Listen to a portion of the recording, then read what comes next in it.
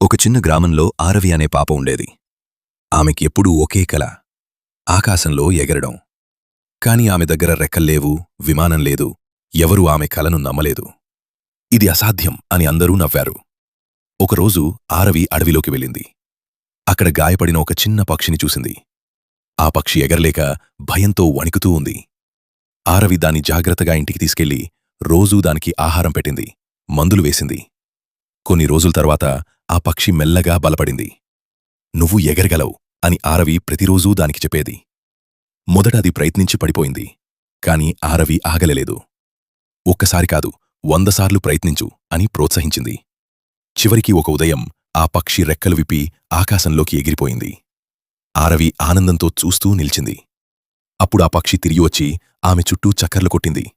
అది ధన్యవాదం చెప్పినట్టే. ఆ క్షణంలో ఆరవికి ఒక నిజం అర్థమైంది. ఎగరడం అంటే రెక్కలు కాదు, నమ్మకం. ఆ రోజునుండి ఆరవి తన కలను వదలలేదు. ఆమె పుస్తకాలు చదివింది, ప్రయోగాలు చేసింది, చిన్న గ్లైడర్ నిర్మించింది. మొదట అది విఫలమైంది, రెండోసారి కూడా. కాని ఆమె ఆగలేదు.